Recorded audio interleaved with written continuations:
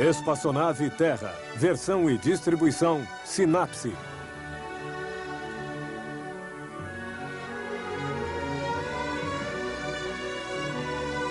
Terra, nossa nave espacial. Bem-vindo a bordo para esta viagem de 1 ano em torno do Sol. Estamos aqui. Alcançaremos a estação solstício em 2 semanas. Esta semana, vamos ver como os astros são ligados entre si. O pequeno planeta Mercúrio fica tão perto do Sol que não podemos vê-lo, exceto quando ele se desloca ao máximo, como esta semana. Após o pôr do Sol, Mercúrio tem tempo para brilhar. Mercúrio é o planeta mais próximo ao Sol. Aquele que gira mais rápido em sua órbita, uma volta completa em 3 meses, 4 vezes mais rápido do que a Terra. Mercúrio deve obrigatoriamente girar muito rápido para ficar em órbita, para contrabalançar a enorme força de atração que o liga ao gigantesco Sol bem próximo. A força de atração do Sol deteve a rotação de Mercúrio em torno de seu eixo e o faz girar bem lentamente em 59 dias, ao invés de um dia como na Terra. Acontece que uma zona de Mercúrio que passou na sombra volta para o Sol porque sua rotação muito lenta faz com que o Sol o agarre. Neste lugar, poderíamos ver o Sol se pôr no horizonte e depois voltar novamente durante alguns dias. Mesmo de dia, o céu fica negro e estrelado porque não existe atmosfera. Não existe ar, não existe céu azul, mas ainda assim, duplos pôr de sol.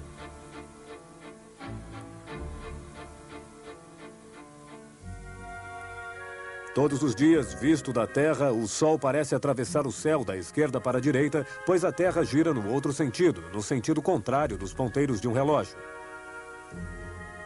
A maioria dos planetas gira em torno de seu eixo no mesmo sentido, mas não Vênus, que você pode ver nesta noite a oeste logo após o pôr do Sol. Por que Vênus não gira no mesmo sentido que a Terra e a maioria dos outros planetas? Porque ele está ligado ao Sol. Como Vênus se encontra mais perto do Sol do que a Terra, as forças de atração do Sol agem com vantagem sobre Vênus e principalmente sobre a atmosfera muito densa que envolve Vênus. Essa atmosfera de gás carbônico e de azoto tem uma pressão 100 vezes mais forte do que a nossa atmosfera terrestre. Astronautas poderiam flutuar nela sem paraquedas, estando, é claro, protegidos do calor de 400 graus centígrados. As forças de atração do Sol deformaram essa densa atmosfera venusiana. Durante bilhões de anos, essa deformação teria ralentado a rotação e desequilibrado o planeta a ponto de pará-lo e fazê-lo voltar lentamente em sentido inverso. O planeta também pode, desequilibrado, ter sido perturbado, o que explicaria sua rotação em sentido contrário ao de todos os outros planetas. Os planetas gigantes, Saturno e Júpiter, também agem sobre sua redondeza. A massa de Saturno é 100 vezes a da Terra, a de Júpiter 300 vezes. A enorme força gravitacional de Júpiter se estende a 800 milhões de quilômetros à sua direita e à sua esquerda. Sua órbita é povoada por 2 grupos de asteroides, os troianos, que flutuam no espaço a 60 graus de Júpiter, onde há um equilíbrio entre as forças gravitacionais. Os troianos formam, com Júpiter e o Sol, triângulos iguais que giram em torno do Sol com a mesma velocidade que Júpiter. O mesmo fenômeno acontece em tamanho reduzido em torno de Saturno. 3 de seus satélites, Tétis, Calipso e Telesto, gravitam na mesma órbita em ângulos de 60 graus. E numa outra órbita saturniana, ainda 3 satélites a 60 graus um do outro. Inscrevendo círculos em torno de cada satélite, esses círculos se encontram onde o vizinho está. É apenas em torno de Saturno que satélites dividem uma mesma órbita. Assim, eles desenham em tamanho grande a forma universal do hexágono que nós vemos em formato pequeno por toda a natureza, em pétalas de flores e cristais de neve. Devido à sua força de atração, a Terra pegou a Lua e a impede de girar livremente. Nós vemos sempre a mesma metade, a mesma face da Lua. O Sol ilumina sempre uma metade da Lua, a metade voltada para o Sol, em amarelo. Mas que não corresponde à metade em azul, voltada para nós. Hoje, a metade voltada para o Sol e a face visível da Lua cobrem-se um pouco. Esta parte iluminada é o crescente da Lua. Em sua progressão, a metade voltada para o Sol, em amarelo, e a face visível da Lua, em azul, cortam-se pela metade. É a meia-lua.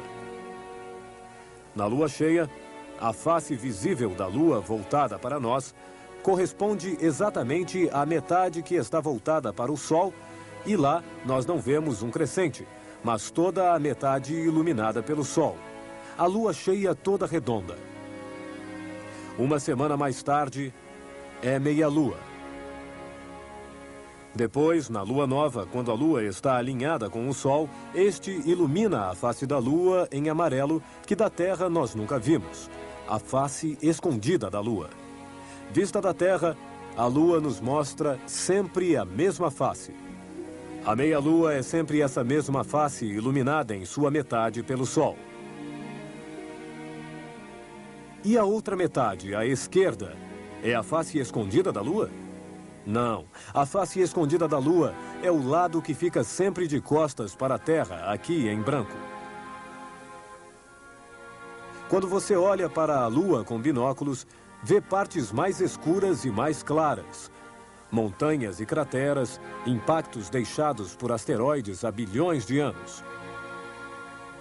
Depois, algumas regiões da Lua foram inundadas pela lava vulcânica, cobrindo as crateras e formando as partes mais lisas.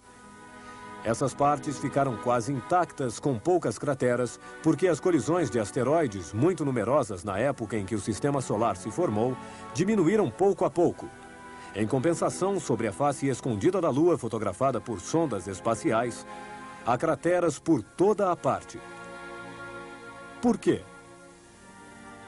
Esse é o lado que não é protegido pela Terra, o lado que é voltado para o exterior, e é de lá que vêm os asteroides, não do lado da Terra. Portanto, é a face escondida da Lua que recebe mais golpes, sendo por isso coberta de crateras.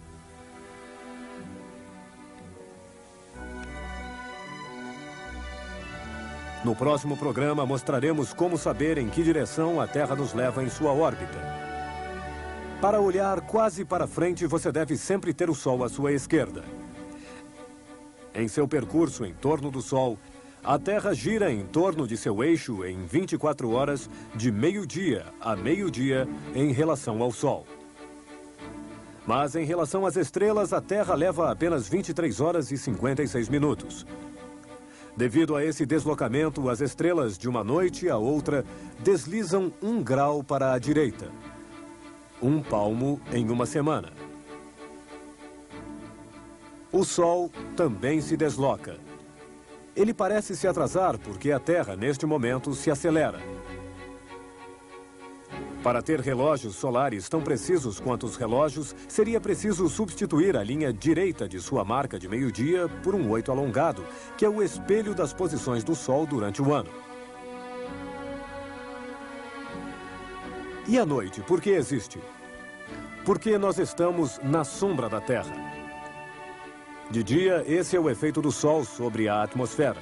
Por que então existe luz até na sombra? No espaço, o Sol envia raios em todas as direções. Mas então, por que só vemos alguns raios que os planetas nos enviam? As respostas no próximo programa.